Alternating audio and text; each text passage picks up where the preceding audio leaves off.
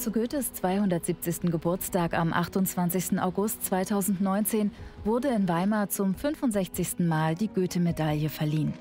Die Arbeiten der 2 Preisträger und einer Preisträgerin zeigen, welche zentrale Rolle Kultur im internationalen Austausch einnimmt. Die Verleihung der Goethe-Medaillen haben wir in diesem Jahr mit dem Motto versehen: Dichtung und Wahrheit. Nicht Fakten, sondern Fake News bestimmen heute immer mehr unsere öffentliche Wahrnehmung. Mit der diesjährigen Preisträgerin Shirin Neshat und den Preisträgern Doğan Akanlı und Engbart Roson zeichnen wir Persönlichkeiten aus, die durch ihre künstlerischen Arbeiten das Spannungsfeld thematisieren. Und zwar ohne Rücksicht auf mögliche persönliche Nachteile. Der Schriftsteller Doğan Akanlı setzt sich in seinen Romanen, Essays und Theaterstücken sowie mit seinem politischen Engagement seit vielen Jahren für die Völkerverständigung ein, insbesondere der Armenier, Türken und Kurden. Literaturkritikerin Insa Wilke würdigte in ihrer Laudatio die aufdeckende Vorgehensweise des Preisträgers, wenn Staaten versuchen, die Zeit anzufassen. Doğan Akanlı macht das sichtbar, wenn er schreibt. Er macht die Folgen sichtbar, nicht nur für Einzelne, sondern für ganze Gesellschaften. Er macht sie als Autor in der Form sichtbar. Und weil er sie in der Form sichtbar macht, macht er sie für seine Leserinnen und Leser erfahrbar. Er schreibt damit keine politische Literatur, sondern er schreibt politisch. Das ist eine der höchsten, eine riskante, weil die Mentalitäten des Marktes ignorierende Kunst in der Literatur. Sie ist selten. Noch seltener ist, dass ein Schriftsteller den Raum zwischen den Buchdeckeln verlässt und seinem literarischen Werk ein performatives, ein auch kulturpolitisches Werk zur Seite stellt, auf einem zweiten Weg also versucht, seine Einsichten weiterzugeben. Ganz altmodisch, einen Unterschied zu machen, etwas zu verändern. Herzlichen Glückwunsch.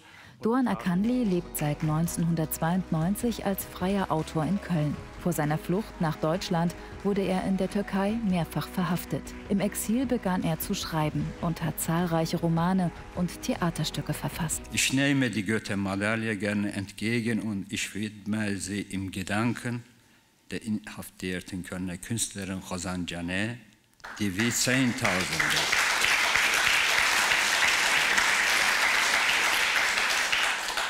Zehntausende andere Menschen Opfer staatlicher Willkür und Arroganz in der Türkei geworden ist, unter anderem Ahmet Altan, Selahattin Demirtaş und Osman Kavala. Die Künstlerin Shirin Neshat versteht es, in ihren Filmen, Videos und Fotografien Politik und Poesie wirksam zu verbinden. Frauen der muslimischen Welt stehen dabei im Mittelpunkt ihrer künstlerischen Arbeiten, die sie trotz Einreiseverbots in ihr Heimatland immer weiterentwickelt. Kunstwissenschaftlerin Britta Schmitz beschrieb in ihrer Laudatio Arbeits- und Wirkungsweise der Preisträgerin Shirin Neshat. Sie projiziert mit ihrer Kamera die visuellen Erinnerungen einer poetischen Erzählweise, die insbesondere von Schriftstellerinnen ihrer eigenen Generation entwickelt wurde. Denn Shirin Neshat ist sehr bewusst, wenn man die Menschen von ihrer Sprache trennt, trennt man sie von allem, was Sprache bedeutet.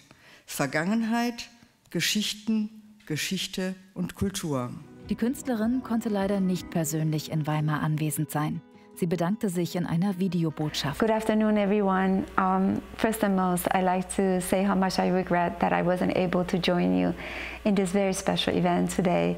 I am extremely honored and grateful, though, for having received this distinguished prize. Thank you, Goethe Institute, and every member of the committee of the Goethe Medal for acknowledging me and my work and for including me among this amazing list of honorees this year. In Vertretung der Künstlerin nahm ihre enge Freundin Vahide Mahmoudi den Preis entgegen. Frauen in der Gesellschaft ist ihr Thema. Shirin Neshat ist der Meinung und hat formuliert: Meine Hoffnung setze ich vor allem in den Mut, die Leidenschaft und Widerstandsfähigkeit der iranischen Frauen.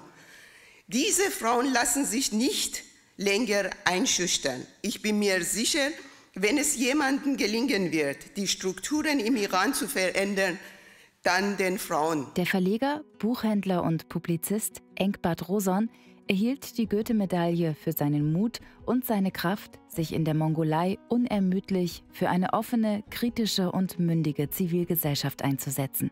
Insbesondere arbeitet er dafür, das mongolische Bildungssystem durch seine Publikationen zu verbessern. Laudator Damian Miller, Professor an der Pädagogischen Hochschule Thurgau, beschrieb einige seiner bewegenden Begegnungen mit dem Preisträger. 2017 war ich für 3 Wochen in die Mongolei, unter anderem durch öffentliche Ämter für 5 Schulbesuche mit Vorträgen eingeladen. Das Programm fühlte sich chillig an. Enchbat und Arjuna haben ein anderes Programm entworfen. Besuche in 6 öffentlichen Schulen, ca. 20 Vorträge, Seminar für Lehrpersonen und öffentliche Diskussionen. Inbegriffen war ein Kurzausflug mit Beratungen für eine Schule in der Region Dornot-Aimak, Hin- und Rückfahrt je 800 Kilometer in 3 Tagen. Enchbats Begründung: Das ganze Land braucht Bildung, nicht nur die Stadt. Alle müssen verstehen, was in Gesellschaft und Politik vor sich geht und sich engagieren.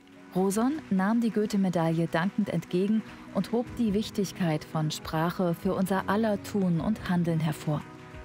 In der Mongolei gibt es ein Sprichwort: Das Vieh löst seine Probleme mit den Beinen, der Mensch mit der Sprache.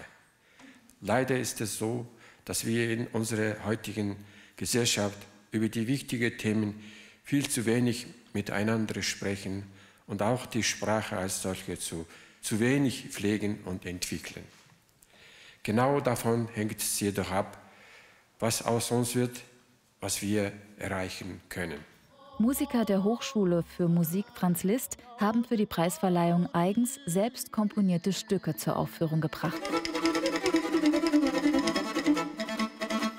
Die diesjährigen Preisträger geben außergewöhnliche Beispiele für eine engagierte, verantwortungsbewusste kulturelle Verständigung, die neue Denkprozesse anstößt, Alternativen aufzeigt und der Kraft der Kultur vertraut. Sie sind feinfühlig in ihrer Wahrnehmung und stark in ihrer Botschaft. Ihre Glaubwürdigkeit beruht auf ihrer Unabhängigkeit, nicht auf politischem Aktionismus.